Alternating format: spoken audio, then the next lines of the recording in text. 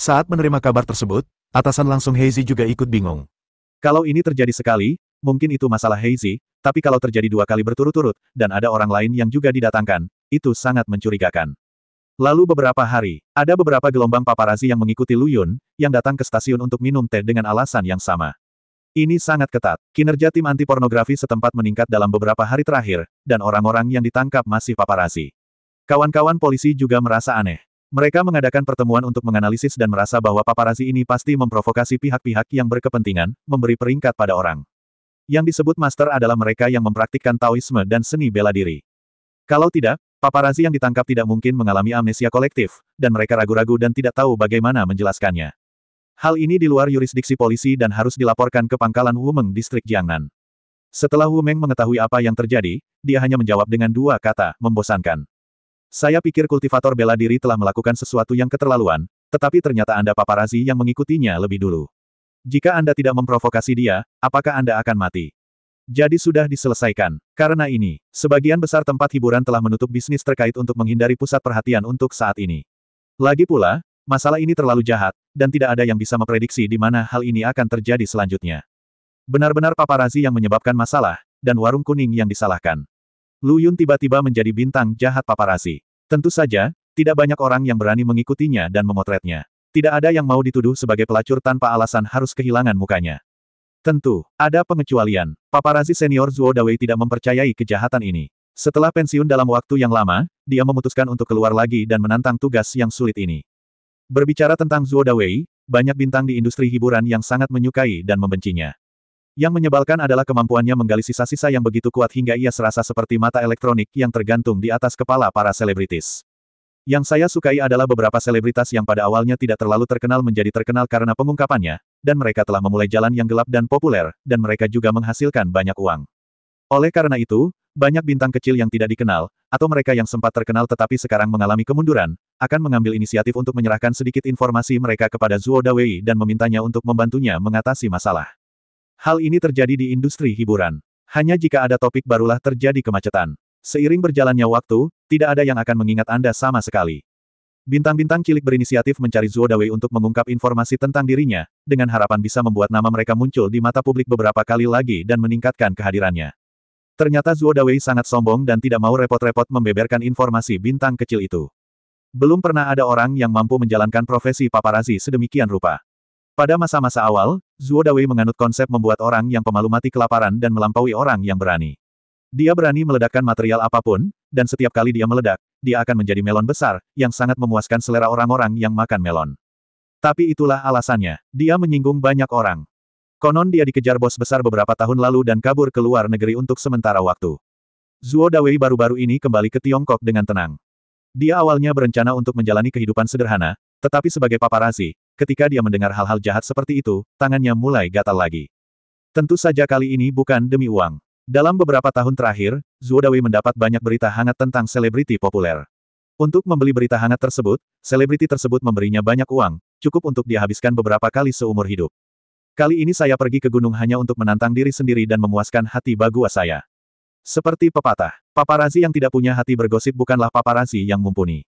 Zhuo Dawei segera mulai menyelidikinya. Ia juga sangat pintar dan tahu bahwa pemuda di sebelah Xiao Qin tidak mudah diajak main-main, jadi ia tidak dengan bodohnya berlari mengikutinya seperti paparazi lainnya. Butuh banyak usaha. Akhirnya, saya menemukan terobosan di kantor pos kampus Universitas Jiangnan. Di postingan tersebut terdapat gambar yang memperlihatkan Xiao Qin dan seorang pemuda sedang duduk bersama sambil ngobrol. Jaraknya agak jauh sehingga tidak terlihat terlalu jelas, namun komentar dari netizen sangat menarik. Lihat, apakah pria itu mirip dengan guru kelas minat pengobatan Tiongkok kita? Sepertinya begitu. Itu Guru Lu, itu Guru Lu. Saya mengenalnya sepanjang waktu. Setelah mendengarkan kelas minat pengobatan Tiongkok untuk pertama kalinya, saya jatuh cinta padanya. Tadi malam, saya bermimpi Guru Lu sedang mengajari saya. Petik 2. Apakah kamu keren di atas? Guru Lu jelas-jelas adalah pacarku. Saya tidak menyangka Guru Lu benar-benar mengenal bintang cantik Xiao Qin. Saya ingin Guru Lu memberikan tanda tangan untuk saya. Xiao Qin memberikannya padamu, aku hanya menginginkan Guru Lu. Anak-anak membuat pilihan, saya ingin semuanya. Petik 2, petik 2. Ada ratusan halaman postingan, semuanya diposting oleh mahasiswa Universitas Jiangnan yang telah mendengarkan ceramah Lu Yun. Zhuo Dawei membaca postingan ini dari awal sampai akhir, dengan senyuman kemenangan di bibirnya. Bukankah petunjuk ini sangat jelas? Kata kunci pencarian Zuo Dawei berikutnya berkisar pada guru kelas minat pengobatan tradisional Tiongkok Universitas Jiangnan, Dr. Ajaib Jiang Cheng, Aula Xinglin. Lambat laun, petunjuknya menjadi semakin jelas. Tidak hanya itu, Zuo Dawei juga menemukan foto Lu Yun di internet, dan membandingkannya dengan pemuda di sebelah Xiao Qin untuk memastikannya. Hal yang paling dogi adalah, setelah Zuo Dawei menyimpan salinan semua petunjuk yang berhubungan dengan Lu Yun, dia menggunakan hubungan sebelumnya untuk menghubungi penerbit petunjuk kunci tersebut dan bernegosiasi. Segera setelah, postingan di forum Universitas Jiangnan telah dihapus, dan foto-foto terkait Lu Yun yang beredar di internet menghilang, hanya menyisakan beberapa artikel palsu. Jika si kecil tahu tentang operasi bom asap ini, mereka pasti akan meneleponnya 666. Zuo Dawei mengambil informasi yang dia miliki dan bersiap pergi ke Universitas Jiangnan dan Balai Xinglin untuk melakukan penyelidikan sebenarnya. Karena pemuda bernama Lu Yun itu sangat jahat, jangan memprovokasi dia untuk saat ini. Mulailah dengan bertanya kepada orang-orang yang mengenalnya dan mencari tahu. Saya yakin latar belakang keluarga Lu Yun akan segera diselidiki. Zuo Dawei membuat rencana. Ketika saya hendak keluar, saya menghadapi situasi yang tidak terduga. Tamu tak terduga datang secara tak terduga. Itu adalah seorang wanita, berpakaian sangat seksi, dengan pakaian ketat dan rok yang memeluk pinggul, yang dengan jelas menampilkan tampilan makroskopis tubuh bagian atas dan tonjolan tubuh bagian bawah. Stoking putih di bawah rok yang menutupi pinggul membuat kaki panjangnya semakin sempurna. Wanita itu sedang memegang tas selebriti merek Prada dengan satu tangan. Dengan tangan lainnya, dia melepas kacamata hitam di wajahnya dan menatap ke arah Zuo Dawei dengan arogan. Zuo Dawei, kamu sangat berani seperti anjing tersesat. Kamu benar-benar berani lari kembali ke kerajaan naga. Kenapa, kamu tidak terbiasa tinggal di negara asing? Ketika Zuo Dawei melihat wanita ini, ekspresinya berubah, dan dia sedikit takut. Nama wanita itu adalah Lilu, yang juga berkecimpung di industri hiburan dan pernah menjadi bintang yang sangat populer. Belakangan, terungkap bahwa dia memiliki hubungan jangka panjang yang tidak pantas dengan bos besar di Beijing, dan reputasinya anjlok. Materi itu diungkap oleh Zuo Dawei. Karena itulah dia dikejar ke luar negeri oleh bos besar di ibu kota. Zuo Dawei memandang wanita di depannya dengan wajah yang sangat jelek dan bertanya, bagaimana kamu tahu bahwa aku kembali ke Long Kingdom? Dan dari mana kamu mendapatkan alamatku? Muridmu Asu, sekarang bekerjalah denganku. Lilu tidak berniat menyembunyikan apapun dan memberitahu Zuo Dawei dengan jujur. Zuo Dawei mengerutkan kening saat mendengar ini. Ketika dia makmur di masa lalu, dia memiliki banyak murid paparazi, dan Azu adalah salah satunya. Namun kemudian, Zuo Dawei menyinggung bos besar di ibu kota dan melarikan diri ke luar negeri untuk bersembunyi selama beberapa tahun. Tentu saja, para pekerja magang itu tersebar. Zuo Dawei baru saja kembali ke Tiongkok dan baru saja menghubungi Azu, tapi dia tidak menyangka Azu benar-benar membantu Lilu. Wajah Zuo Dawei menjadi semakin jelek. Lilu mencibir dan berkata, jangan gugup. Aku di sini bukan untuk menyelesaikan masalah lama denganmu hari ini. Aku harus berterima kasih. Jika kamu tidak mengungkap masalah itu, aku tidak akan bisa menikah ke dalam keluarga Tan begitu cepat. Keluarga Tan di ibu kota sama terkenalnya dengan keluarga Long, dan mereka berdua adalah bos besar. Awalnya, Lilu hanya memiliki hubungan kekasih bawah tanah dengan seseorang dari keluarga Tan. Namun, setelah Zuo Dawei mengungkapnya, keluarga Tan menceraikan istrinya dan menikahi kembali Lilu. Lilu kehilangan kariernya, tetapi dia menikah lebih awal dengan keluarga kaya. Mata Zuo Dawei berbinar dan dia bertanya, jadi, apa tujuanmu datang kepadaku hari ini? Dia tidak mengira Lilu akan begitu baik dan datang untuk mengucapkan terima kasih secara khusus.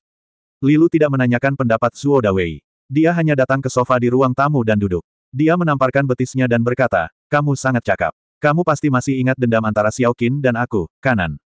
Zuo Dawei mengangguk. Lilu pernah menjadi artis di bawah naungan Tiansheng Entertainment, dan masih menjadi sasaran pujian tinggi Tiansheng Entertainment, hingga Xiao Qin muncul.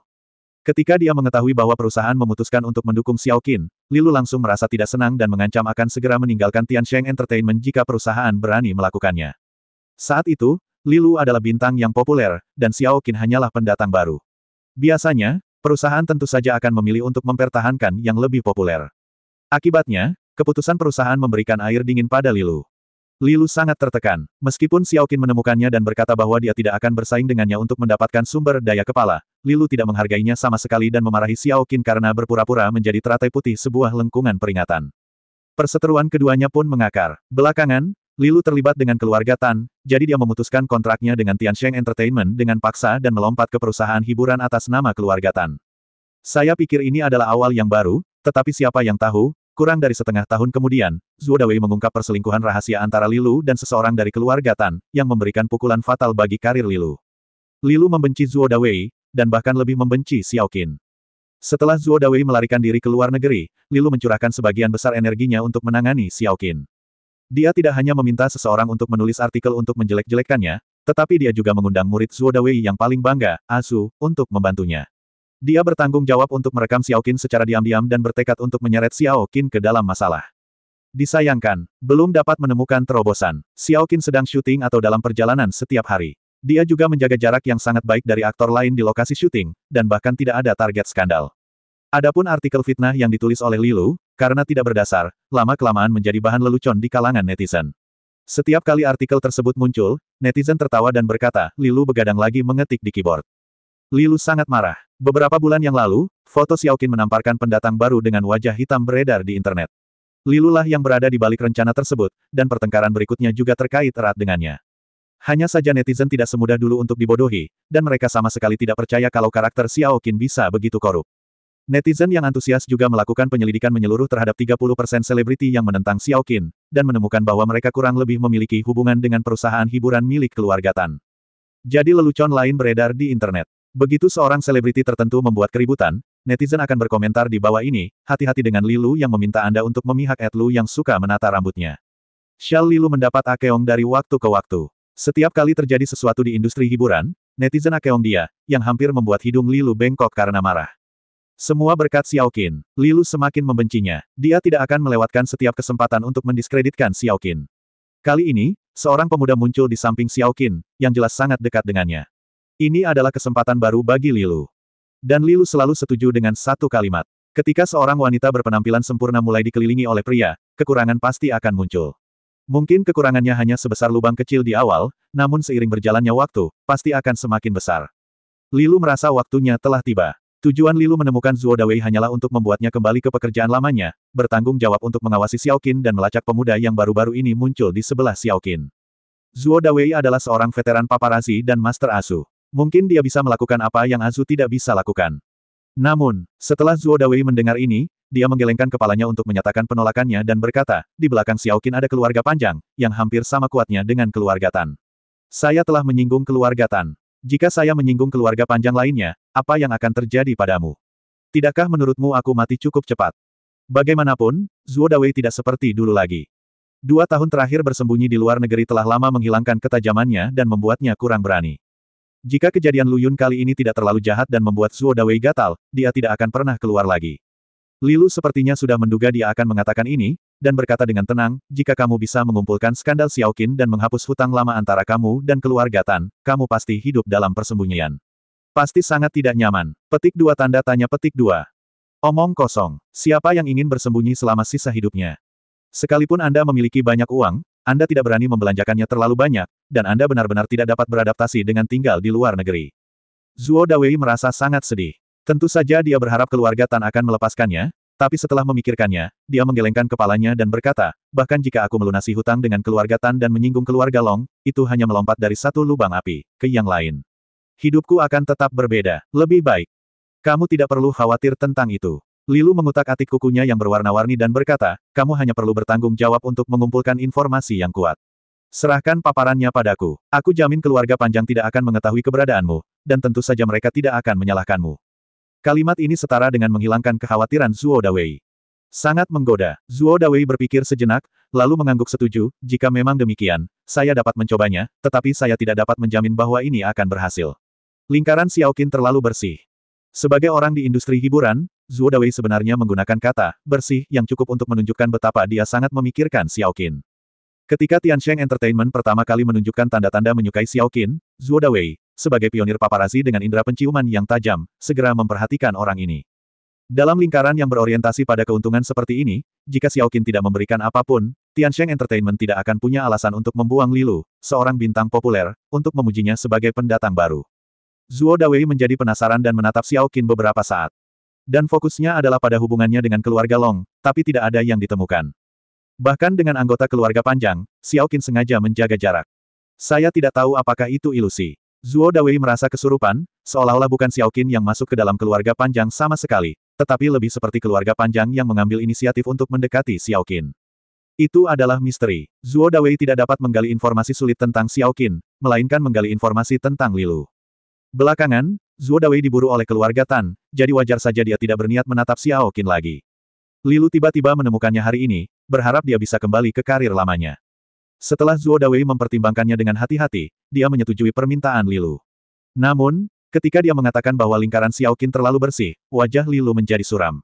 Lilu menganggap Xiao Qin sebagai musuh seumur hidupnya. Siapapun yang berani memuji Xiao Qin di depannya akan menimbulkan masalah baginya. Dan, saat kamu bilang Xiao Qin bersih, bukankah kamu bermaksud menyindir bahwa aku kurang bersih, jadi kamu menangkapku? Tentu saja Lilu tidak senang. Sebaiknya kamu berhasil. Lilu mendengus dingin, melemparkan kartu nama ke Zuo Dawei dan berkata, ini informasi kontak saya. Jika Anda memiliki berita tentang Xiao Qin, tolong segera beritahu saya. Setelah mengatakan itu, dia mengambil tas Prada dari sofa, menyampirkannya di lengannya, lalu mengenakan kacamata hitamnya, mengangkat dagunya tinggi-tinggi, mengayunkan pantatnya dan meninggalkan kediaman Zuo Dawei, sepatu hak tingginya berbunyi klik di koridor. Zuo Dawei melihat kartu nama di tangannya dengan senyum masam di wajahnya. Dia memutuskan untuk menyelidiki Lu Yun kali ini hanya untuk memuaskan rasa penasarannya. Bahkan jika dia menemukan informasi apapun, dia tidak siap untuk mengungkapkannya. Namun kemunculan Li Lu mengubah segalanya. Saya tidak menyangka untuk kembali ke profesi lama saya. Zuo Dawei tersenyum pahit, meskipun pemuda bernama Lu Yun itu sangat jahat, saya tidak dapat melakukannya tanpa bertaruh pada yang satu ini. Meskipun Lu Yun jahat, Zuo Dawei jelas lebih condong ke keluarga Tan daripada keluarga Tan di ibu kota. Dia benar-benar tidak ingin melanjutkan kehidupan persembunyian seperti ini. Selain itu, betapapun jahatnya seseorang, dia seharusnya bukan tandingan keluarga Tan yang kaya, bukan? Zuo Dawei memutuskan untuk bertaruh. Saat dia mengumpulkan emosinya, ketukan di pintu tiba-tiba berbunyi lagi. Zuo Dawei mengira Lilu lupa menjelaskan sesuatu dan kembali, jadi dia berjalan mendekat dan membuka pintu. Namun orang yang dilihatnya setelah membuka pintu tiba-tiba membuat kulit kepalanya mati rasa. Orang yang berdiri di depan pintu bukanlah Lilu, melainkan seorang pemuda. Wajah yang familiar mulai terlihat. Setiap rambut di tubuh Zuo Dawei berdiri tegak saat ini. Karena pemuda di depannya itulah yang akan dia selidiki, pemuda misterius di samping Xiao Qin, Lu Yun. Apakah Anda Zuo Dawei? Izinkan saya memperkenalkan diri. Nama saya Lu Yun. Anda pasti sudah tahu tentang saya secara online. Lu Yun tersenyum, tapi di mata Zuo Dawei, dia merasa lebih ngeri. Dia tahu namanya dan tahu bahwa dia telah mencari informasi tentang dirinya secara online. Zuo Dawei menarik napas dalam-dalam dan berpura-pura tenang, saya Zuo Dawei, tapi saya tidak mengenal Anda. Jangan terburu-buru menyangkalnya, biarkan aku masuk dan duduk sebentar dulu. Lu Yun tersenyum, dan seperti Lilu sebelumnya, tanpa berkonsultasi sama sekali dengan Zuo Dawei, dia berjalan ke ruang tamunya dan duduk, mengendus dan berkata, ada sesuatu di sofamu. Baunya sangat menyengat. Zuo Dawei terkejut, tapi kemudian wajahnya menjadi gelap dan dia berkata, anak muda, kamu masuk ke sebuah rumah tanpa persetujuanku. Tidakkah kamu tahu itu ilegal? Liar, Lu Yun terkekeh dan berkata, haha, mantan paparazi nomor 1 di industri hiburan itu sebenarnya mengucapkan kata ilegal.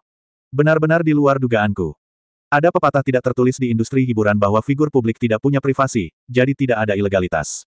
Tentu saja, ini hanya angan-angan para paparazi saja. Ada yang mengatakan hal ini untuk mengawasi para tokoh masyarakat tersebut dan memberikan efek pembinaan yang positif. Beberapa orang mengatakan ini merupakan pelanggaran terhadap hak privasi tokoh masyarakat. Sulit untuk dikatakan. Namun yang pasti bisnis paparazi itu sangat beresiko. Jika tidak sengaja menyinggung atasan, akibatnya akan sangat menyedihkan. Zuo Dawei adalah contoh nyata. Mantan pionir paparazi itu kini terpaksa bersembunyi di Tibet. Kunjungan Lu Yun dan percakapannya yang terlalu tenang membuat Zuo Dawei takut, diam-diam bertanya-tanya apakah ini juga sosok setingkat bos. Zuo Dawei bertanya dengan heran, bagaimana Anda menemukan saya? Bukankah aku sudah memberitahumu jawabannya? Pencarian kata kunci. Saat kamu mengumpulkan informasiku secara online, setiap gerakanmu secara alami akan terlihat oleh penglihatanku. Pencarian kata kunci. Zuo Dawei tiba-tiba mengerutkan kening, tiba-tiba memikirkan sesuatu, dan ekspresinya tiba-tiba berubah drastis. Melalui pencarian kata kunci, saya sebenarnya menemukan diri saya sendiri. Apakah ini cara legendaris menemukan pintu melalui internet? Sarana semacam ini tidak tersedia bagi orang awam. Sebuah informasi yang sangat menakutkan terungkap, yaitu, seluruh sistem jaringan kerajaan naga mungkin berada di bawah pengawasan pemuda bernama Lu Yun ini. Apa identitasnya? Dan yang paling penting, dalam keadaan apa kata kunci umumnya masuk ke sistem pengawasan? Hanya jika ada nama sensitif yang terlibat. Misalnya, saat Anda mencari bintang hiburan, tidak ada yang akan peduli dengan Anda meskipun Anda mencari ribuan kali. Namun jika Anda sering mencari nama pemimpin nasional, atau informasi agen yang berkaitan dengan rahasia negara, Anda pasti sudah masuk dalam sistem pengawasan. Inilah yang membuat Zuo Dawei sangat ketakutan saat memikirkannya. Pemuda di depanku itu tidak sederhana. Zuo Dawei menyesal menyetujui persyaratan Lilu. Seperti dugaan Zuo Dawei, Lu Yun dapat menemukannya karena Anbu, dan mereka menangkapnya dengan sangat mudah.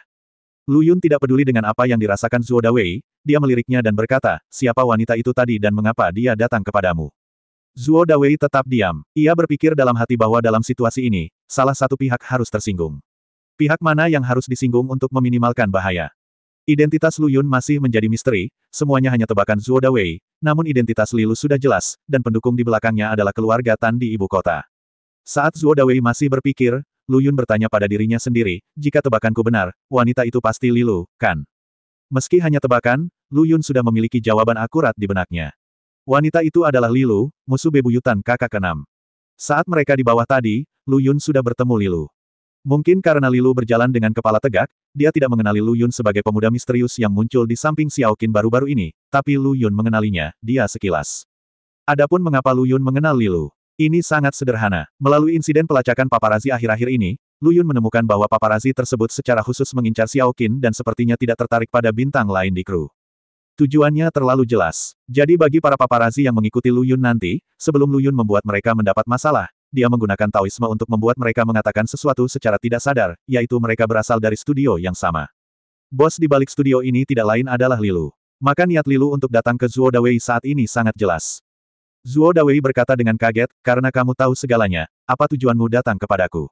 Ini adalah kedua kalinya Zuo Dawei mengatakan hal ini hari ini. Sungguh ironis untuk mengatakan bahwa dia adalah seorang paparazi yang biasa mengikuti dan memotret orang lain, tetapi hari ini dia dikunjungi oleh dua orang berturut-turut. Yang pertama dari muridnya Azu, dan yang kedua bahkan lebih menakutkan. Dia menemukannya dengan menyentuh kabel jaringan. Tampaknya ketika Anda menjadi pejuang keyboard di masa depan, Anda harus lebih berhati-hati. Lu Yun mengusap keningnya dan berkata sambil tersenyum tipis, awalnya, tujuan utama aku mencarimu hari ini adalah untuk memperingatkanmu agar tidak mengganggu orang-orang di sekitarku, tapi aku tidak menyangka Li Lu menemukanmu lebih dulu, jadi aku hanya memintamu untuk membantuku juga. Aku melakukan sesuatu. Jika Lu Yun tidak datang hari ini, rencana Zuo Dawei selanjutnya pasti pergi ke Aula Xinglin untuk memantau Lin Qingtan. Bagaimana mungkin Zuo Dawei tidak mengerti maksud Lu Yun? Dia menundukkan kepalanya, matanya berkedip beberapa kali dan berkata, kamu ingin aku memanfaatkan rencanamu. Lu Yun mengangguk. Namun, Zuo Dawei segera menggelengkan kepalanya seperti mainan dan berkata, tidak mungkin. Sama sekali tidak mungkin. Di belakang panggung Li Lu adalah keluarga Tan di ibu kota. Saya tidak ingin mati untuk kedua kalinya. Zuo Dawei telah diburu oleh keluarga Tan selama beberapa tahun, dan keberaniannya telah musnah. Jika dia menyinggung keluarga Tan lagi saat ini, bukankah dia mencari kematian? Lu Yun menatapnya dalam-dalam dan berkata, kamu tidak berani menyinggung keluarga Tan, jadi kamu berani menyinggung perasaanku, kan? Ini, ekspresi Zuo Dawei membeku. Dia menduga identitas Lu Yun mungkin tidak sederhana, tapi itu hanya tebakan dan tidak terlalu pasti. Mendengarkan perkataan Lu Yun saat ini, sepertinya latar belakangnya lebih besar daripada keluarga Tan. Zuo Dawei merasakan sakit yang parah di kepalanya. Saya tidak tahu apakah Anda mengenali hal seperti ini. Jika tidak, saya dapat menunjukkan kemampuan saya yang lain. Lu Yun melemparkan token surgawi ke atas meja kopi dengan sekejap, berpikir jika Zuo Dawei tidak mengenali token itu, maka dia akan mengungkapkan identitasnya sebagai seorang kultivator dan menahan Zuo Dawei tidak akan menjadi masalah sama sekali. Tanpa diduga, ketika Zuo Dawei melihat tanda ini, tubuhnya bergetar hebat, dan mata di bawah kacamatanya menjadi sangat ketakutan, dan dia berseru, perintah surga. Di kalangan masyarakat awam, tidak banyak orang yang mengenal Tianziling. Ketika Lu Yun muncul dengan Heaven's Order, dia tidak menyangka Zuo Dawei akan mengenalinya pada awalnya, tetapi hasilnya agak tidak terduga. Zuo Dawei sebenarnya mengenalinya. Apakah kamu Tuan Yun Tian? Zuo Dawei bertanya dengan suara gemetar. Saat Lu Yun mengangguk, dia berlutut di tanah sambil menjatuhkan diri. Zuo Dawei bodoh dan tidak mengakui Yang Mulia Penguasa Para Dewa. Saya berharap Yang Mulia Penguasa Para Dewa akan tenang. Zuo Dawei akhirnya mengerti mengapa Lu Yun dapat menemukannya melalui kabel jaringan. Mengetahui bahwa Lu Yun adalah Tuan Yun Tian, semuanya menjadi mudah untuk dipahami. Sekarang kamu sudah tahu identitasku, kamu pasti tahu apa yang harus dilakukan, kan? Lu Yun menyingkirkan Tian Shengling dan berkata dengan tenang. Jernih, Zuo Dawei mengangguk dengan berat. Salah satunya adalah keluarga Tan di ibu kota, dan yang lainnya adalah Tuan Yun Tian. Mereka tahu bagaimana memilih meski dengan mata tertutup. Azu sangat mudah tersinggung akhir-akhir ini.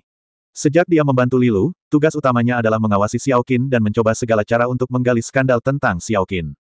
Kemanapun Xiao Qin pergi syuting, Azu dan anak buahnya mengikutinya. Namun setelah sekian lama, tidak ada kemajuan sama sekali. Kali ini, seorang pemuda misterius tiba-tiba muncul di samping Xiao Qin. Azu mengira ini adalah kesempatan, tapi siapa tahu, semua pria yang diutus untuk mengikuti pemuda misterius itu akhirnya keluar dari biro. Li Lu sangat tidak senang. Tentu saja suasana hati Azu sedang buruk sekali. Duduk di sofa, merokok satu demi satu. Di depan TV, film, New Police Story, yang dibintangi Paman Long sedang diputar. Film itu telah mencapai akhir, dan Paman Long mengucapkan kalimat klasik, hentikan, Azu. Azu linglung dan merasa sangat kesal saat mendengar kalimat ini, jadi dia mematikan TV. Saat ini, ponselnya tiba-tiba bergetar. Ambil dan lihat. Itu pesan teks. Itu dikirim dari tuannya Zuo Dawei. Isi pesan teks tersebut adalah alamat hotel dan nomor kamar. Suasana hati Azu yang kesal tiba-tiba menghilang, dan dia buru-buru menelepon Zuo Dawei dan bertanya, Guru, apa arti pesan teks yang Anda kirimkan kepada saya ini? Zuo Dawei menjawab, saya pasti tidak akan mengecewakan Anda. Setelah ini, Anda bisa pergi ke luar negeri untuk bersembunyi sebentar. Tip ini sudah sangat jelas. Majikannya, Zuo Dawei, diburu ke luar negeri setelah diam-diam merekam Lilu dan seseorang dari keluarga Tan. Sekarang Zuo Dawei mengatakan ini, bukankah dia mengisyaratkan kepada Azu bahwa ada melon besar di hotel, jadi dia harus segera mundur setelah mengambil foto untuk menghindari dikejar oleh keluarga panjang. Bagaimana kalau mengatakan bahwa sekali Anda menjadi seorang guru, Anda selalu menjadi seorang ayah? Azu sangat tersentuh. Setelah menutup telepon dengan rasa terima kasih, Azu segera memanggil kembali semua adik laki-laki yang berjongkok di luar. Adik laki-laki itu bertanya dengan bingung, Bos, jika kita tidak mengawasi hotel tempat kru Xiaoqin berada, apa yang kita lakukan di sini? Kamu masih menatapku, Xiaoqin sudah pergi ke hotel lain. Adik-adiknya langsung bereaksi dan bertanya, Bos, apakah ada keuntungan yang tidak terduga? Azu tersenyum dan berkata, tentu saja, tuanku yang memberiku kabar itu. Dia menemukan tempat di mana Xiaoqin dan kekasihnya mengadakan pertemuan pribadi. Ayo cepat ke sana, setelah malam ini, kamu bisa sekeren yang kamu mau. Ketika adik-adiknya mendengar ini, mereka pun menjadi bersemangat. Lilu berkata bahwa selama informasi kotor Xiaoqin digali, mereka akan diberi sejumlah besar uang, cukup untuk mereka habiskan seumur hidup. Dan, mereka semua tahu siapa majikan Azu. Dia adalah sosok veteran di kalangan paparazi, dan informasi yang dia berikan pasti bisa dipercaya. Rombongan tersebut tidak memiliki rasa curiga sedikitpun. Setelah memilah perlengkapan, mereka langsung bergegas menuju alamat hotel tanpa henti. Datang dekat hotel, Azu meminta adik-adiknya berjongkok di luar hotel untuk melihat apakah mereka bisa memotret Xiaoqin dan kekasihnya masuk dan keluar hotel. Sedangkan untuk dirinya sendiri, dia masuk dan membuka sebuah kamar. Nomor kamar tepat di sebelah nomor kamar yang disediakan oleh Zuo Dawei. Seorang Zuksu menutup pintu kamarnya, meninggalkan celah sehingga jika ada gerakan di seberang sana, dia bisa segera mendeteksinya. Tinggal sampai jam 8 malam. Terdengar suara pintu dibuka dari sisi lain. Azu segera menjadi waspada dan berjingkat untuk mengintip melalui celah pintu. Benar saja, dia melihat wajah yang dikenalnya, itu adalah Lu Yun. Saya melihat Lu Yun berkata dalam hati, kamu tidur nyenyak dulu, saya akan keluar untuk melakukan beberapa hal dan kembali lagi nanti. Setelah mengatakan itu, dia pergi. Setelah mendengar langkah kaki Lu Yun menghilang di koridor, Azu segera menghubungi anak laki-laki di bawah dengan penuh semangat dan berkata, perhatian, kekasih Xiaoqin telah keluar. Dia adalah pemuda yang muncul di lokasi syuting sebelumnya. Kamu harus menyembunyikannya dan diam-diam ambil foto, jangan biarkan dia menemukanmu. Dia sekarang sepenuhnya percaya bahwa wanita di ruangan itu adalah Xiaoqin. Benar saja, betapapun sempurnanya seorang wanita, kekurangannya akan terungkap saat pria mulai bermunculan di sekitarnya. Setelah sekian lama mengikuti Xiaoqin, akhirnya saya menemukan kesempatan. Bagaimana Azu bisa begitu bahagia sekarang? Sekitar 10 menit berlalu, adik laki-laki Azu menjawab, Bos, itu tidak benar. Orang yang Anda sebutkan tidak keluar. Tidak keluar. Azu tertegun sejenak. Bagaimana itu bisa terjadi? Dia dengan jelas melihat Lu Yun pergi sekarang. Dan saya juga mendengar Lu Yun berkata bahwa dia harus keluar untuk melakukan sesuatu dan membiarkan Xiaoqin tidur siang dan menunggu dia kembali. Hanya perlu 10 menit untuk turun lift dari sini. Tunggu saja dengan sabar, kata Azu menghibur. 10 menit kemudian, adik laki-laki itu menjawab bahwa dia masih belum melihat Lu Yun keluar. Hal ini membuat Azu merasa sangat tertekan dan memutuskan untuk keluar dan melihat-lihat. Ketika dia sampai di koridor, dia tiba-tiba menemukan bahwa pintu di seberangnya tidak tertutup rapat. Pintu di seberangnya tidak tertutup rapat. Jantung Azu berdetak kencang. Setelah melihat kedua arah untuk memastikan tidak ada seorang pun di koridor, dia dengan hati-hati pindah ke pintu seberang dan menguping suara di dalam. Efek isolasi suara hotel ini sangat bagus. Namun jika pintunya tidak tertutup rapat, Anda bisa mendengar pergerakan di dalam ruangan dengan jelas melalui celah ini. Tapi Azu tidak mendengar apapun. Sungguh aneh. Azu ragu-ragu untuk waktu yang lama dan tiba-tiba membuat keputusan yang berani. Dia memutuskan untuk menyelinap diam-diam untuk melihat apa yang sedang terjadi. Buka pintunya dengan hati-hati. Buatlah celah yang cukup besar agar dia dapat melangkah ke samping. Azu hampir tidak mengeluarkan suara apapun. Setiap kali dia melangkah, dia akan berhenti dan mendengarkan baik-baik suara di dalam, karena takut ketahuan oleh Xiaoqin.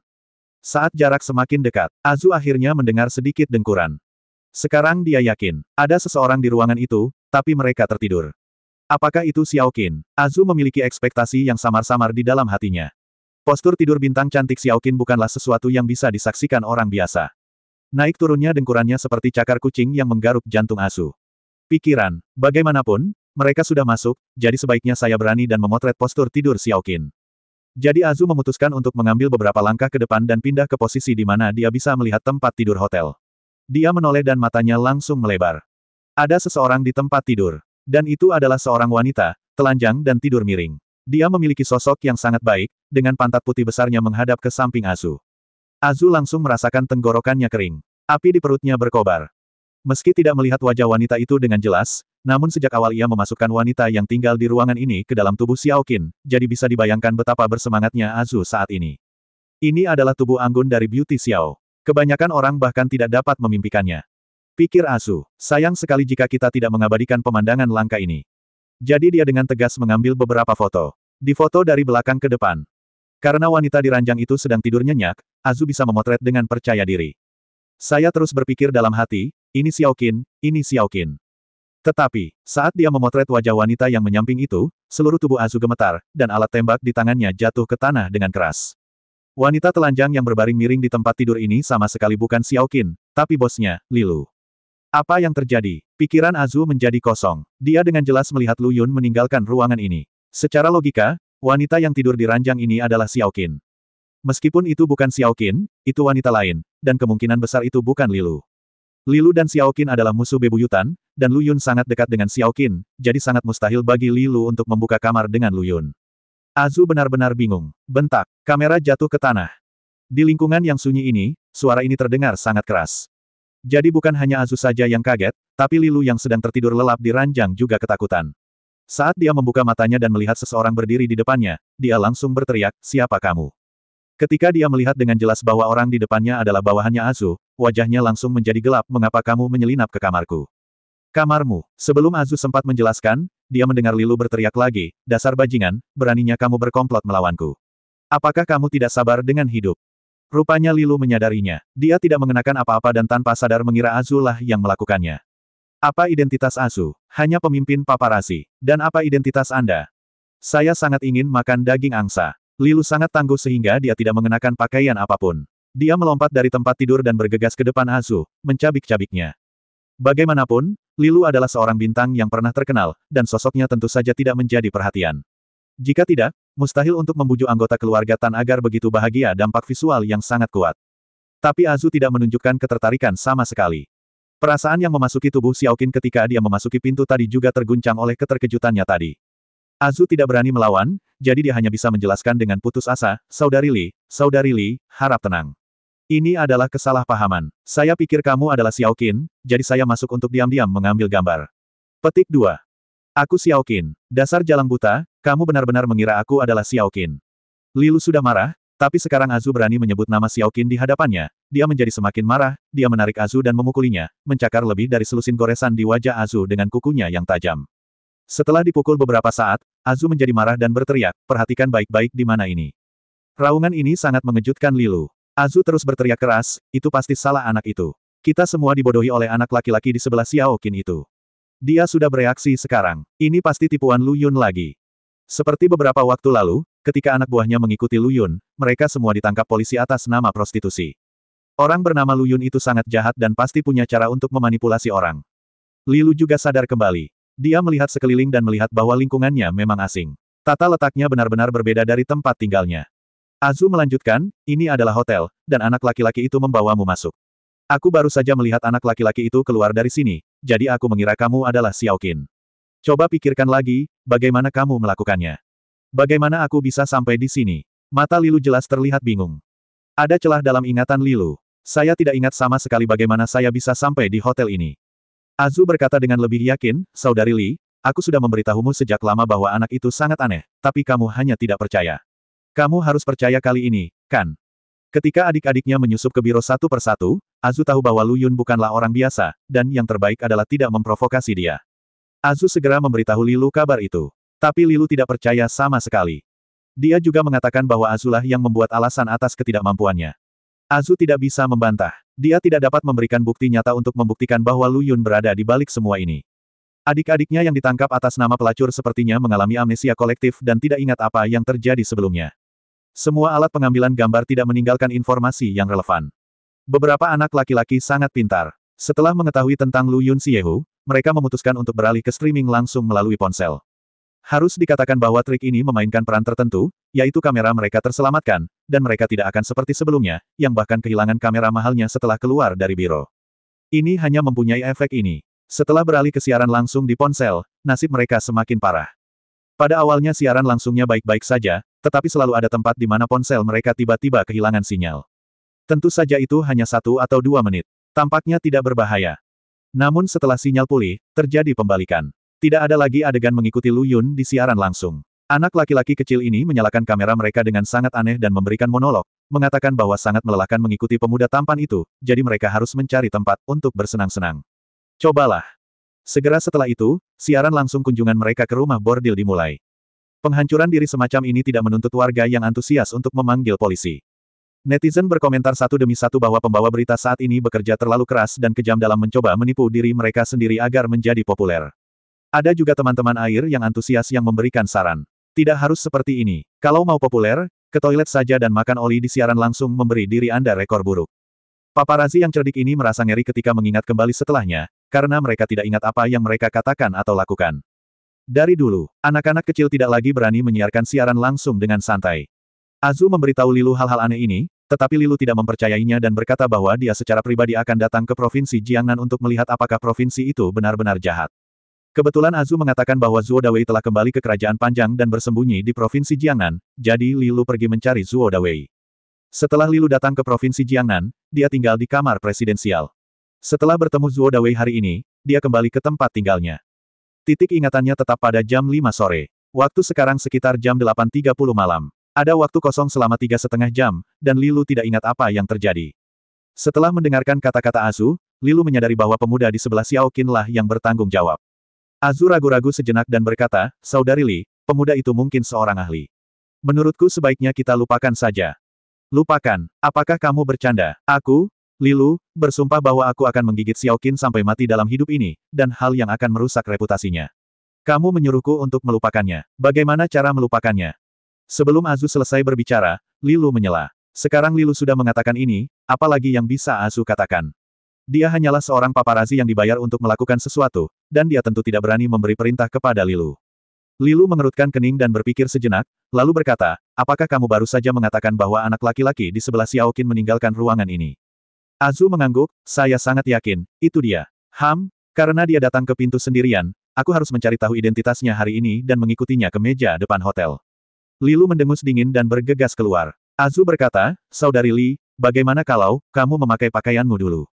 Dia menelan. Baru pada saat itulah Lilu menyadari bahwa dia begitu bersemangat sekarang sehingga dia benar-benar lupa bahwa dia tidak mengenakan pakaian apapun. Setelah Azu mengingatkanku, aku tiba-tiba menyadari hal ini. Lilu tidak mengatakan apa-apa, dengan wajah cemberut, dia mengenakan rok ketat yang menutupi tali ikat, lalu mengenakan stoking putih dan sepatu hak tinggi. Salah satunya adalah dia sedang tidak mood sekarang.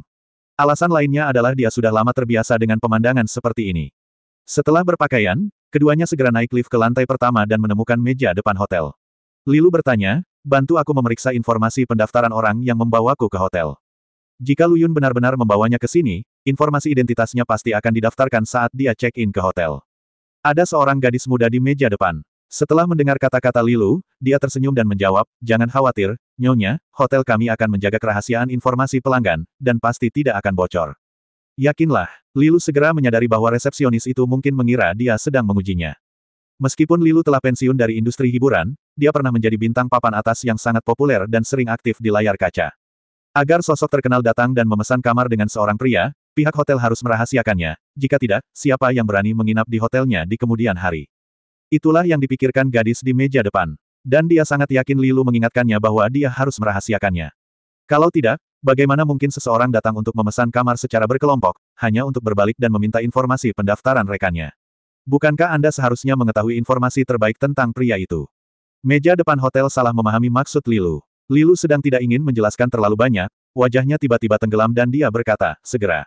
Segera, dapatkan informasi orang itu untukku. Jika tidak, hubungi manajermu untuk menemuiku.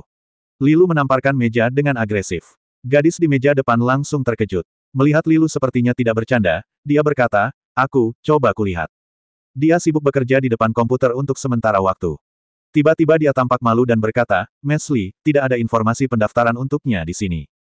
Tidak ada informasi pendaftaran. Apakah kamu bercanda? Bolehkah aku check-in ke hotelmu tanpa informasi pendaftaran? Hotelmu ini hanya lelucon, kan? Lilu sangat marah dan mengutuk. Aku ingat. Gadis di meja depan benar-benar ketakutan, pikirannya belum berubah sekarang. Sekarang dia melihat informasi pendaftaran Lu Yun tidak ada di komputer, dan dia teringat sesuatu.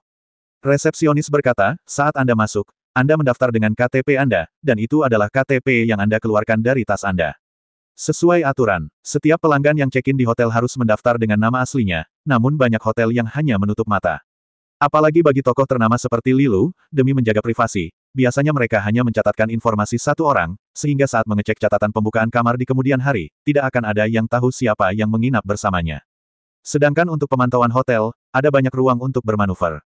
Ini juga bisa dianggap sebagai semacam perlindungan privasi. Tidak mungkin hotel mengatakan tidak akan menghasilkan uang karena aturan yang sudah mati. Setelah Lilu mendengar jawaban dari meja depan, dia tidak bisa menahan diri untuk tidak mengutuk, kamu kentut. Saya berinisiatif untuk mendaftarkan informasinya. Jadi maksud Anda saya membawa pria itu untuk membuka kamar. Dua konsep yang berbeda ini. Jika laki-laki tersebut membuka kamar, dapat dikatakan laki-laki tersebut mempunyai niat jahat, namun jika Lilu berinisiatif membuka kamar tersebut, maknanya akan sangat berbeda. Gadis di meja depan merasa lebih sedih ketika Lilu membentaknya, tapi dia tetap berkata dengan jujur, Nona Li, jangan marah. Memang Anda yang berinisiatif memesan kamar. Saya ingat dengan sangat jelas. Dasar kentut, dasar brengsek, teriak Lilu tanpa mempedulikan citranya, aku ingin melihat kamera pengintai hotelmu. Permintaan ini adalah sesuatu yang tidak bisa diminta oleh gadis di meja depan. Dia tidak ingin dimarahi tanpa alasan. Setelah Lilu membuat keributan, manajer lobi hotel juga tertarik. Setelah menanyakan alasannya, dia menyetujui permintaan Lilu untuk mengawasi pengawasan. Setelah beberapa saat, pengawasan untuk hari itu telah dikirim. Setelah Lilu membacanya, wajahnya menjadi gelap. Adegan di kamera pengintai persis seperti yang dikatakan meja depan. Lilulah yang berinisiatif membuka ruangan. Dia tampak seperti wanita kaya dengan anjing serigala kecilnya. Lilu sendiri tidak dapat mengingat apapun. Azu berkata, Saudari Li, orang ini pasti seorang Tao yang menggunakan metode Tao yang aneh, jadi dia membuat kita bermain-main. Omong kosong, tidak bisakah aku melihatnya sendiri? Kamu tidak perlu memberitahuku. Lilu memelototi Azu dan berkata. Jika dia kehilangan kesadaran, itu tidak akan berarti apa-apa. Mungkin saja Lu Yun membawa sejenis obat dan membawa Lilu diculik ke hotel ini. Namun situasi saat ini adalah demikian. Lilu jelas kehilangan kesadaran, tapi perilakunya tidak berbeda dengan orang normal, yang menjelaskan masalahnya. Lu Yun adalah seorang Tao yang memiliki beberapa cara untuk memanipulasi orang. Lilu tidak percaya apa yang dikatakan Azu sebelumnya begitu aneh, tapi sekarang setelah fenomena aneh ini terjadi padanya, dia tidak punya pilihan selain mempercayainya. Lilu tampak murung dan merenung sejenak, lalu tiba-tiba teringat sesuatu dan bertanya, kamu datang ke hotel ini untuk diam-diam mengambil foto, apakah kamu jatuh ke dalam perangkap anak itu? Tuankulah yang mengungkapkan berita itu kepadaku. Azu menamparkan keningnya dan segera memanggil tuannya Zuo Dawei, hanya untuk menerima pesan bahwa telepon pihak lain telah dimatikan. Lilu segera mengertakkan gigi dan berkata, Zuo Dawei, menurutku kamu benar-benar ingin mati. Bagaimana mungkin dia masih tidak mengerti bahwa Zuo Dawei pasti bersama Lu Yun dan bergabung untuk menghukumnya. Ikutlah denganku dan bunuh anjing yang hilang itu. Lilu meninggalkan hotel dengan marah dan langsung menuju kediaman Zuo Dawei. Azu juga merasa kesal di hatinya. Dia tidak pernah menyangka tuannya akan melakukan ini padanya. Kalau begitu jangan salahkan aku karena menipu tuanku dan menghancurkan leluhurku. Azu segera memanggil anak-anak lelaki yang sedang jongkok di luar hotel. Kini mereka bukan lagi paparazi, melainkan preman Lilu. Adik-adiknya bingung, bukankah mereka berjongkok di atas Xiao Qin dan kekasihnya? Mengapa Xiao Qin maupun kekasihnya tidak muncul, tetapi bos besar Lilu keluar dari hotel? Meski membingungkan, mereka tidak berani bertanya. Baik Lilu maupun Azu terlihat sangat jelek. Siapapun yang berbicara terlalu banyak saat ini akan mendapat masalah. Bagaimanapun, bos bilang kalau pukul orang, ikuti saja Mang. Adapun bagaimana Lu Yun meninggalkan hotel, siapa tahu, mungkin dia terbang dari jendela atas hotel.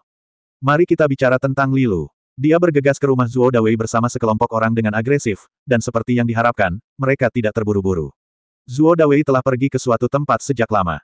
Lilu sangat marah hingga dia hanya bisa membuang semua perabotan di ruangan itu untuk melampiaskan amarahnya.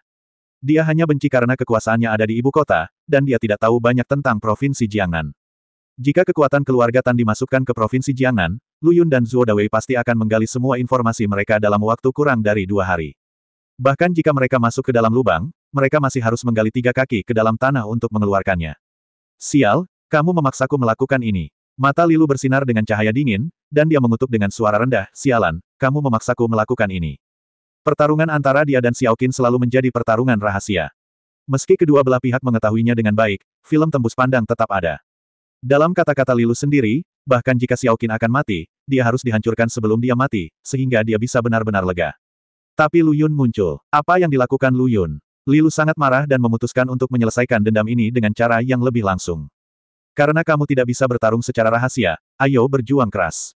Azu telah bekerja di bawah Lilu dalam beberapa tahun terakhir dan belum pernah melihatnya dengan ekspresi jelek seperti itu sebelumnya, dan dia secara kasar menebak apa yang dipikirkannya. Dia ragu-ragu sejenak. Azu mengumpulkan keberanian untuk mengingatkannya, Saudari Li, orang di sebelah Xiao Qin adalah seorang Tao. Dia telah mengatakan hal ini lebih dari sekali. Tapi aku tetap tidak bisa menahan diri untuk tidak mengatakannya. Para petapa, praktisi seni bela diri, Del telah melampaui dunia, jadi yang terbaik adalah tidak memprovokasi mereka.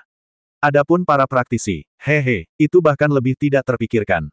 Bahkan aliansi bela diri tidak dapat menekan makhluk apapun. Jika ada yang memprovokasi dia, akui saja kekalahannya. Namun, praktisi juga jarang. Oleh karena itu, Lilu dan yang lainnya tidak akan pernah menganggap Lu Yun sebagai seorang kultivator. Azu mengingatkan Lilu untuk tidak bertindak impulsif. Akibatnya, Lilu memandangnya dengan jijik dan berkata sambil mencibir, jangan mengira aku tidak tahu apa yang kamu pikirkan. Bukankah karena kamu takut aku akan melibatkanmu? Jika kamu benar takut, pergi dari sini sekarang. Azu menunduk dan tetap diam. Tentu saja dia takut. Sejak pertama kali dia menduga Lu Yun mungkin seorang biksu, Azu berencana untuk berhenti, tapi dia hanya terus mengikuti Lu Yun karena tekanan dari Lilu. Sekarang Lilu mengatakan ini, Azu langsung berpikir untuk mundur.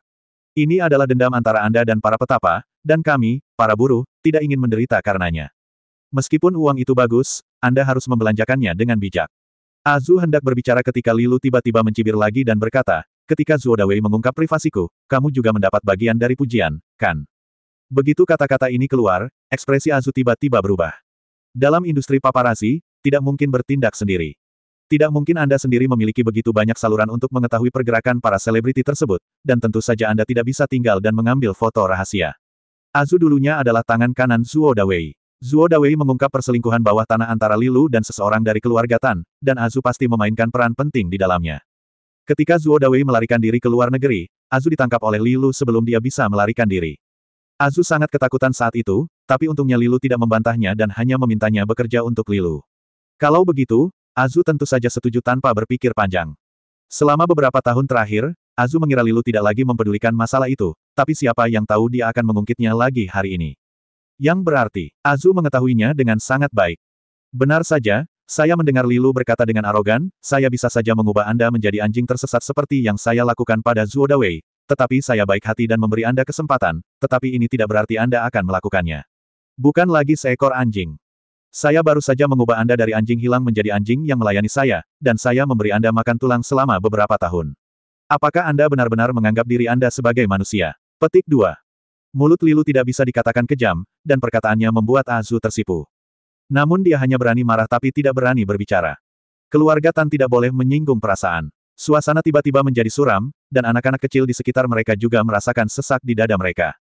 Bos mereka hanyalah seekor anjing di depan Lilu, jadi bukankah adik-adik ini lebih buruk dari anjing?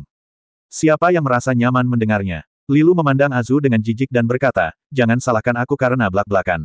Ikuti aku dan bekerja keras di masa depan. Manfaatnya pasti sangat diperlukan bagimu. Kamu tidak perlu ikut campur dalam masalah ini lagi. Aku akan menyelesaikannya secara alami. Ini adalah tamparan khas di wajah yang diikuti dengan kencan manis. Azu bisa dikatakan sebagai paparazi paling menjanjikan di industri hiburan setelah Zuo Dawei. Ketika ditempatkan di industri hiburan, dia adalah penghalang yang sangat besar. Tentu saja, bintang-bintang populer itu harus menemukan cara untuk menyenangkan Lilu. Tidak seperti Xiao Qin, mereka tidak memiliki informasi kotor apapun di sekitar mereka. Jadi, Lilu tidak akan pernah melepaskan senjata tajam ini dengan mudah. Menjaga Azu di sisimu pasti akan lebih bermanfaat daripada merugikan. Alasan kenapa dia mengatakan itu barusan adalah agar Azu mengerti bahwa hidupmu adalah milikku, kamu adalah anjingku, jangan berpikir untuk melepaskan diri.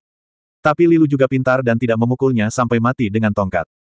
Memberitahu Azu bahwa dia tidak perlu lagi ikut campur dalam urusan Lu Yun adalah cara untuk menghiburnya. Dia ingin Azu tahu bahwa pemiliknya sesekali akan mempertimbangkan perasaan anjingnya. Azu perlahan melepaskan rasa sesak di dadanya dan berkata, terima kasih, Saudari Li, atas toleransimu. Dia tidak berani bertanya pada Lilu bagaimana dia berencana menghadapi Lu Yun, dan dia tidak punya niat untuk bertanya.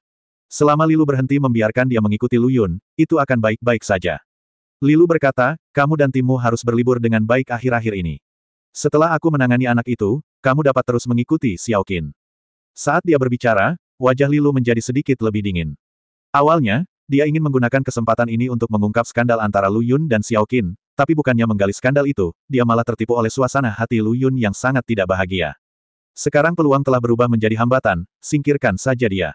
Dini hari berikutnya, Lilu bergegas ke bandara ibu kota provinsi dan mengejar penerbangan kembali ke ibu kota. Kembali ke rumah Tan, Lilu menceritakan kepada suaminya Tan Ziming tentang pengalaman anehnya di provinsi Jiangnan.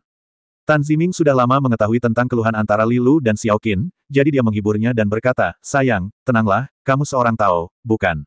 Mari kita minta Raja Naga Putih untuk mengambil tindakan, kita pasti bisa menghilangkan jejak pihak lain.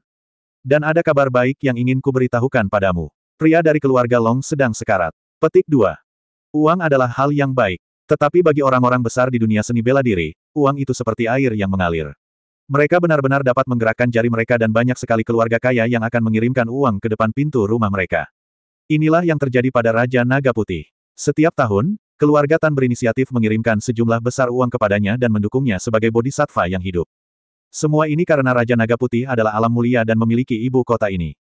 Keluarga kaya yang bisa mendapatkan pijakan di ibu kota mungkin memiliki hubungan dekat dengan markas besar aliansi bela diri, atau mereka menghabiskan banyak uang untuk menghidupi yang mulia seperti keluarga Tan. Grandmaster Huajing tidak layak lagi terlihat di tempat ini. Pada saat ini, di sebuah rumah besar, Tan Ziming membawa Lilu mengunjungi Raja Naga Putih. Sejak mereka memasuki gerbang istana, mereka terus berjalan. Saat mereka tiba di rumah tempat tinggal Raja Naga Putih, sekitar 40 menit telah berlalu. Ini tidak berlebihan. Untuk mengungkapkan rasa hormat mereka kepada Raja Naga Putih, Tan Ziming dan kedua anak buahnya tidak berani masuk ke dalam istana dan hanya bisa berjalan jauh. Tidak heran jika Tan Ziming berhati-hati. Keluarga kaya seperti mereka masuk ke ibu kota dan berakar ketika nenek moyang mereka berkuasa. Namun, begitu nenek moyang mereka meninggal dan prestise keluarga tidak lagi ada, jika mereka tidak menemukan pendukung tepat waktu, mereka mungkin akan jatuh ke dalam keterpurukan, segera menurun. Raja Naga Putih kini menjadi paha keluarga Tan. Tan Ziming harus penuh hormat. Petapa itu, setelah mendengarkan cerita Lilu, Raja Naga Putih hanya bisa mencibir. Para kultivator Tao pandai dalam Taoisme, dan mungkin lebih kuat dari para kultivator seni bela diri pada tahap awal, tetapi setelah mencapai ranah transformasi, para kultivator bela diri tidak mempertimbangkan kultivator Tao sama sekali. Terlebih lagi, pihak lain baru berusia 20-an, seberapa kuatkah Taoisme? Bagaimana Raja Naga Putih, orang terhormat yang bermartabat yang bahkan lebih kuat dari Grandmaster Alam Transformasi, bisa memandang Lu Yun dan bajingan lainnya di matanya? Memintanya untuk mengambil tindakan hanyalah sebuah penghinaan baginya. Raja Naga Putih memandang Tan Ziming dengan jijik dan berkata, "Apakah kamu yakin ingin memintaku berurusan dengan seorang kultivator kecil?" Raja Naga Putih mengambil uang keluarga Tan, bukan seperti pengawal atau sejenisnya, tetapi mengambilnya dengan susah payah. Dan, Raja Naga Putih tidak terbatas dalam membantu keluarga Tan. Ketika keluarga Tan menemukannya dan memintanya menjadi pendukung keluarga Tan, Raja Naga Putih berkata bahwa tidak peduli berapa banyak uang yang dia ambil dari keluarga Tan, pada akhirnya, dia hanya akan mengambil tindakan 3 kali. Setelah 3 kali, hubungan kerja sama antara kedua pihak dengan sendirinya berakhir. Kekuatan Raja Naga Putih ada di sana, dan ada banyak keluarga kaya di ibu kota yang mencari dia untuk dipeluk. Setelah mendengar apa yang dikatakan Raja Naga Putih, Tan Ziming mengalami dilema. Raja Naga Putih memberi keluarga Tan total 3 peluang. Pada tahun-tahun awal, keluarga Tan mengalami krisis, dan Raja Naga Putih mengambil tindakan sekali. Tinggal 2 peluang lagi. Setelah kedua peluang tersebut habis, jika keluarga Tan belum menemukan pendukung berikutnya, berarti keluarga Tan bisa saja menolak. Prinsip Raja Naga Putih adalah tidak bekerja sama dengan keluarga yang sama untuk kedua kalinya. Jadi 2 peluang tersisa ini sangatlah berharga. Ketika Tan Ziming ragu-ragu, Lilu tiba-tiba memeluk lengannya, mengusapnya dengan payudaranya, dan berkata dengan genit, "Suamiku, aku benar-benar tidak tahan dengan bau mulut ini." Suara berbisik ini langsung membuat Tan Ziming muncul dan berkata dengan tekad, "Tuan Raja Naga, saya yakin, tolong ambil tindakan dan bunuh kultivator itu." Tan Ziming sangat menyukai Lilu, seorang bintang centil dan centil. Raja Naga Putih mencibir dan berkata, "Tan Ziming, sungguh menyedihkan bahwa keluarga Tan jatuh ke tanganmu." Dia berbicara tanpa ampun. Wajah Tan Ziming sedikit berubah, tapi dia tidak berani membantah sama sekali. Ayahnya hanya memiliki 1 anak laki-laki, jadi setelah kematiannya, keluarga Tan dengan sendirinya jatuh ke tangan Tan Ziming. 2 tahun lalu, ketika ayah Tan Ziming masih hidup, dia memperingatkan Tan Ziming bahwa tidak apa-apa bermain dengan Lilu, tetapi jangan menjadi emosional, karena meskipun Tan Ziming benar-benar tersentuh, dia tidak akan membiarkan Lilu masuk ke dalam keluarga Tan. Di mata keluarga kaya ini, selebritis mempunyai status yang sangat rendah. Jadi setelah hubungan bawah tanah Tan Ziming dan Lilu terungkap, Tan Ziming memang berhenti untuk sementara waktu, tetapi dalam beberapa bulan, dia kembali berhubungan dengan Lilu. Bagi Tan Ziming, Lilu hanyalah seorang goblin kecil yang menyebalkan. Setelah ayah Tan Ziming meninggal, Tan Ziming mengambil alih keluarga Tan dan menjadi semakin tidak bermoral. Dia langsung mengajukan cerai dari istri pertamanya dan menikahkan Lilu ke dalam keluarga tersebut. Kali ini Lilu marah, Tan Ziming tidak segan-segan menyia-nyiakan kesempatan meminta Raja Naga Putih mengambil tindakan, hanya untuk memenangkan senyuman si cantik. Raja Naga Putih mencibir padanya. Sangat menyedihkan bahwa keluarga Tan jatuh ke tangannya, dan itu bukannya tidak masuk akal. Tan Ziming tidak berani membalas. Raja Naga Putih berkata, kehidupan dan kematian keluarga Tanmu di masa depan tidak ada hubungannya denganku, tapi karena aku telah memberimu 3 kesempatan dan kamu memintaku untuk mengambil tindakan, tentu saja aku tidak akan menolak. Dia tidak begitu baik hati, mendesak Tan Ziming untuk memikirkannya lagi. Setelah mengusir Tan Ziming dengan tidak sabar, Raja Naga Putih memanggil muridnya Gao Feng masuk dan berkata, segera pergi ke Provinsi Jiangnan dan bantu aku membuang sampah ini. Seorang kultivator belaka tidak layak membiarkan orang terhormat seperti dia mengambil tindakan.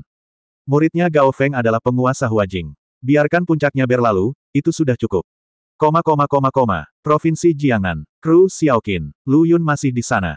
Menonton syuting Six Sisters benar-benar kenikmatan yang luar biasa, dan itulah artinya enak dipandang. Setelah Xiaoqin selesai syuting sebuah adegan, dia duduk di samping dan mengobrol serta tertawa dengan Lu Yun. Karena ada adegan yang menunggunya, dia tidak melepas congsamnya. Ketika dia duduk di sebelah Lu Yun, pemandangan seputih salju yang keluar dari luar kakinya yang indah membuat Lu Yun merasa terganggu.